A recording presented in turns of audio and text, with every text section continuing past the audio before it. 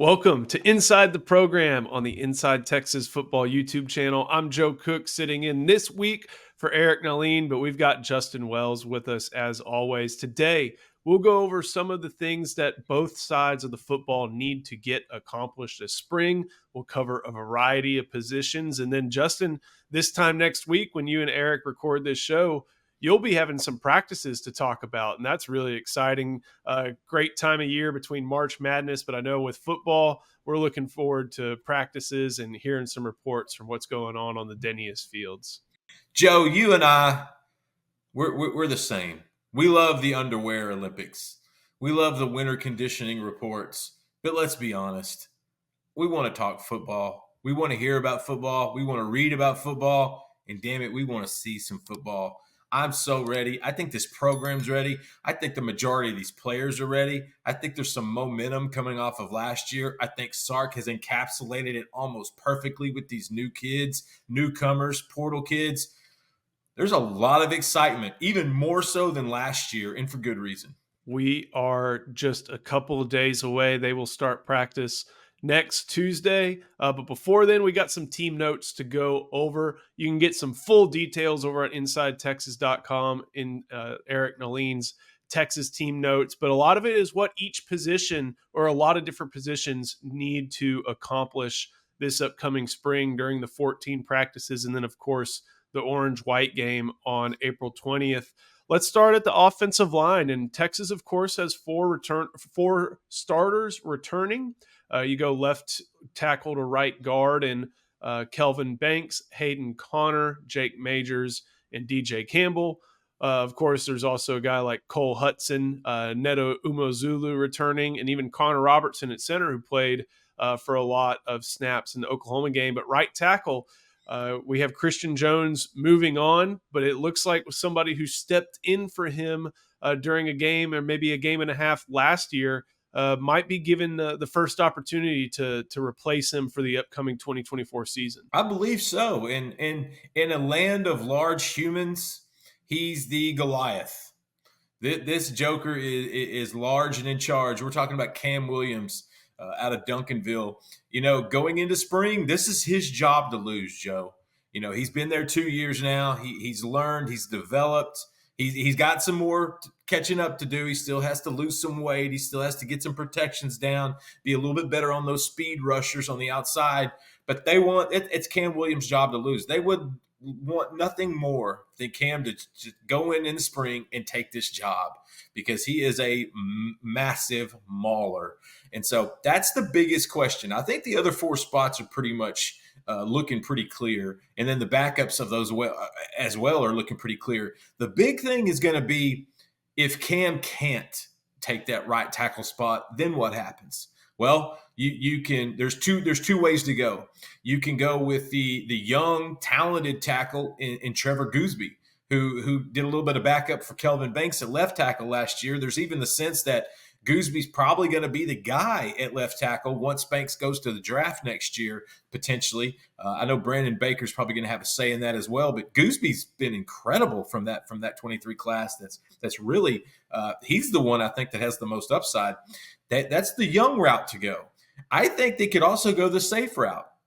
If Cam Williams isn't ready to take that spot, Hayden Connor has as many snaps on that offensive line as any other guy in the program, and he is versatile. He can play some of that outside at right tackle, and if he did, you can always move Cole Hudson to left guard. He can play left guard, center, and right guard a number of spots, but right now it's Cam Williams' job to lose. I think that's what Kyle Flood is planning. That's what these guys want, and if Williams can have a great spring, take that spot, you got five guys solidified that have all played a number of seasons, that have all got a number of reps, that have all been in the system a number of years heading into the SEC. Yeah, looking at Cam Williams, if you go to his Pro Football Focus numbers, the big game was Kansas State. That's when Christian Jones was out. Cam Williams stepped in, protecting Malik Murphy. 76 snaps, 37 run block opportunities, 39 pass block opportunities. Had an 85.5 pass blocking grade, which is great. But a little bit down on the run blocking, 52.0, and an offensive grade of 49.3. also was responsible for 3 penalties. So you got some good, you got some bad, as kind of to be expected from a stand-in starter for a 6-year senior. But that's Naturally. going to be the position of major intrigue over on the offensive line. Looking at receivers, and this is something even I touched on the other day, Quinn Ewers, he's back for his 3rd year in burnt orange, but he's got a pretty much an all new receiver core. You have 4 true freshmen coming in. You have 3 transfers, 2 of which, Matthew Golden and Isaiah Bond, are already on campus. And then you got the 2 returners in Jonte Cook and DeAndre Moore. And the big thing with Quinn Ewers and all those receivers, and most likely Cook, Bond, and Golden, is just building rapport. And we Right. saw a little bit last year that he was able to do it with AD Mitchell pretty quick. Now he's got to do it at a larger scale with a few more pass catching options. That's the fun problem to have. Hey, Quinn, your 2 best receivers are about to get drafted in the first and probably early second round of the NFL draft. Guess what? We replaced them with a bunch more speed. And so Quinn's going to be happy. The offensive line is going to be happy. Sark and Milwee are going to be happy. But really, the wide receiver is going to be happy. The key is just timing. You've got to, this is the time. The work they put in the spring is what we're going to see fruition in fall. And so this is where it starts. You've got to get, and they've already been doing 7-on-7 stuff every other Wednesdays throughout winter conditioning. So they've already sort of started to acclimate themselves to that. Arch Manning's known to knock on a few receivers' door at late at night and say, "Hey, let's go throw at the facility." And so that's when you've got a Quinn Ewers and you've got his backup Arch Manning that are just so prepared and so driven. Those receivers gravitate to that. And so I think that's what they want to accomplish in the spring. Isaiah Bond and Matthew Golden notably. Look, Jonte Cook, DeAndre Moore, they're used to catching those balls. Bond and Golden are going to have an adjustment, but that's part of it. That all that takes is repetition. All that takes is work. That takes routes. And at the end of the day, that's the key for those guys in this spring to accomplish. If they can get on the same page and get to understanding each other, and then carry that over into the summer for those voluntary workouts and that voluntary 7-on-7 that we'll see in the summertime, that's when I think you'll start to see the fruits of the labor. Voluntary. Voluntary. Well, Last yeah. but not least on offense, we got to talk about tight end. Jatavian Sanders is obviously going to the draft, and Texas probably knows what they're going to get at the top 2 spots, with Gunnar Helm coming back for his senior year and Amari Niblack transferring from Alabama to Texas. After that, there's some questions at that 3rd spot if they even get to that spot at the position. Yeah, there's kind of a gap there, and you've got a handful of guys. You've got a guy that's been in the organization a long time in Juan Davis. And you hope to see some flash from him because they're going to need a backup in that role. They're going to need a guy that comes off, injuries happen every year. They're going to have another guy that they can rely on. And Juan Davis has the athleticism and he has the experience. It's just not a lot of game reps. And then you've got Spencer Shannon and Will Randall from the previous class. Both those guys are still coming along. Both of those guys, I think they need a solid spring to stay in the conversation of the plans of what this tight end room is going to look at moving forward. And then you put in a freshman in Jordan Washington, who's got probably as much athleticism as any of them. Outstanding basketball player, multi-sport kid out of Houston. And so I don't think he was going to be leaned on to play this year, but if you don't see Juan Davis and a Spencer Shannon and a Will Randall really assert themselves, don't be surprised if Jordan Washington starts snaking some of those reps and gets, a little bit bigger and stronger and gets the timing down in the summer. And then all of a sudden in the fall, he's getting a few late game reps. And so, yeah, you nailed it. It's Gunnar Helm, Amari Niblack, and then everybody else. I think one of those guys is going to have to rise up to at least give them a good shot at running 12 personnel on a regular basis. And so let Jeff Banks go to work. Let him figure it out. That's why he's one of the best in the country. When it comes to young tight ends, it's blocking, and that's kind of what we're looking for with Jordan Washington. And, even Will Randall, Juan Davis, a little bit less so with Spencer Shannon, but for the most part, blocking. Let's look at defense real quick. And Justin, the storyline maybe on defense is the fact that Texas is losing 2 top 50 picks in the middle of that defense. probably a first rounder as well. Two All-Americans, Tavondre Sweat, Byron Murphy. There are two guys there at the top, and Alfred Collins and Vernon Broughton, who saw a lot of snaps last year, and backing up those two. Those are probably going to be your frontline guys. But after that, there's just a wide array of players, both young and old, who Texas is looking to get some they're trying to find ways to trust them here in the upcoming spring. That's it. That's it. It's about earning trust on that side of the ball. Kenny Baker, this is his first spring with Texas and getting to know these guys. What you want is what Alfred Collins and Vernon Broughton offered last year. When Sweat and Murphy were at 25, 30, 35 snaps a game, which is exactly the rotation PK wanted, you had Collins and Broughton that you could rely on to come in. To me, that's the most important question. It's not the starters. It's going to be who's going to be the backups, who's going to hit that rotation on the back end. Tia Savea is the first name that stands out. I think that guy is unbelievable. I think he could push Broughton for a starting spot. Like, Savea is a vet, and he is a professional, and this guy has an intensity about him. Obviously, he's tied in with Johnny Nansen really well. Jere Bledsoe is the one that's kind of the flashy name right now, because we had seen a lot of good stuff from him coming out of the bowl practices. He's had a tremendous winter. He's gotten bigger. We already knew the physicality he plays with, the athleticism. Now when he's hovering in that 280, 290 range, he's a grown man. And so I think Bledsoe is one that we could see a Barron Sorrell type breakout like we saw from him 2 years ago. And then Sadir Mitchell. At some point, he wasn't relied on last year. The expectations for him were low because of all the guys they had ahead of him. And I think he took that in stride. Now there's a little more urgency in his corner. And so I think Sadir's a guy who has an immense size, all the talent, a good motor.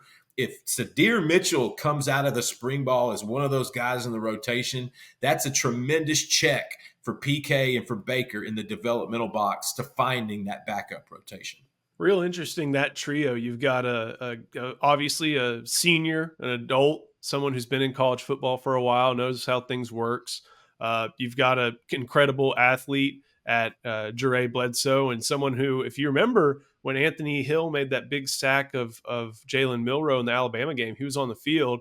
And then you just got the large human, the big guy. I think he's 372 right now, and that may be the largest in the program, along with Connor Stroh over on the offensive line. So you got three different profiles. And of course, Alex January here in his first semester at Texas, trying to work his way in there as well.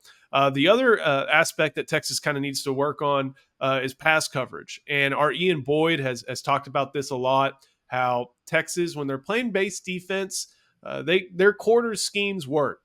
You've got good linebackers who get their pass drops.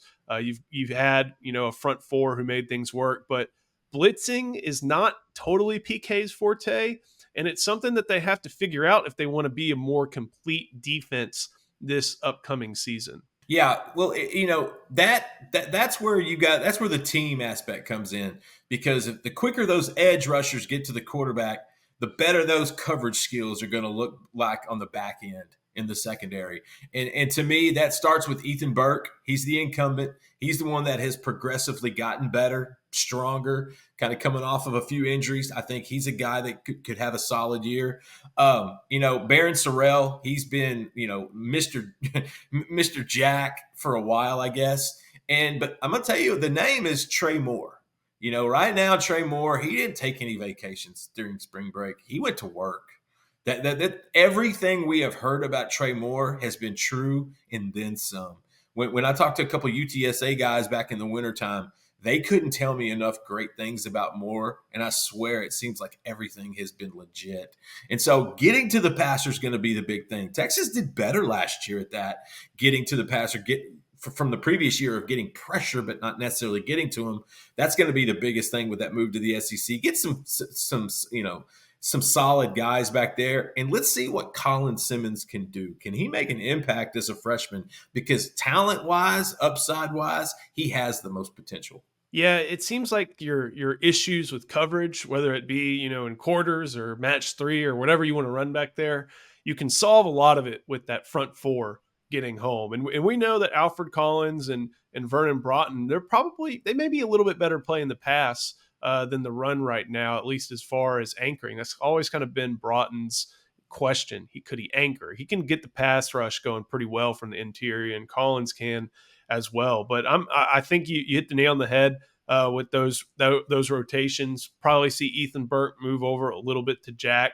Yeah. Trey Moore and Colin Simmons playing there in Buck. And that's not even to mention some guys like Jamon Tapp, who has a big offseason ahead of him. Colton Vasek, who was listed at a promising weight there during when they were released to roster. And of course, Zena Umozulu. Like, remember the conversation around edge a few years ago in the wake of going from Todd Orlando not using them to the blip of Joseph Osai to just there being not much as far as pass rush on the roster. It seems like it's in a way different situation now. They just have to figure out how to deploy them all. Listen, if Zena is really 240, which I'm not going to be surprised because he was in the 225, 230 range his senior year at Allen. If he's up, I think they listed him at 243. Zena's going to make an impact sooner than we thought. And even if he doesn't, he's going to push the guys ahead of him, which that is exactly the Pete Carroll, talent at every position type of mentality that Sark took from him. And so Zena's the one that everyone talks about Colin, and for good reason. You're wearing number 11 as an impact freshman in Texas. At Texas, there's going to be something good there. But man, if Zena's at 243, remember what we saw at the Under Armour practices and in the Under Armour game. That was the one that not enough people talked about. But let me tell you, when he pins his ears back, Zena gets after it. He's got an older brother, Neto Umozulu, who's playing on the offensive line. So they've been hitting each other since they were born. And I love the fact that Zena's gotten a little bit bigger there. The beauty of that spot right now, Joe, is there may be a couple questions about rotation. There's no question about depth. I think there's talent there. There's depth there. It's PK's job to figure it out. It's going to be fun to see how those guys manage against Kelvin Banks. That'll be a great test for them over the course of this spring, and should be something to track. Justin, another good test is going to be Cam Williams trying to handle Trey Moore. I think that would be that's going to be a iron sharpens iron type of matchups as well. That's one of the things I'm looking forward to spring ball. There's so much talent out there. The matchups are talent laden. And so in that regard, you're going to see some guys really come out. You're going to see some guys really assert themselves. There's a good vibe there right now, Joe. We dive into a lot of detail about Texas Notes as spring practice gets started next week. Make sure you come to Inside Texas. Check us out. You get 1 month for $1. Thank you for watching this video. Make sure you like the video, subscribe to the channel. We're going to have so much on this channel over the course of spring football. Once again, Eric Naline will be back next week for Inside the Program. Justin, thanks for helping me in my pinch hitting efforts, and we will see you next time on the Inside Texas Football YouTube channel powered by InsideTexas.com.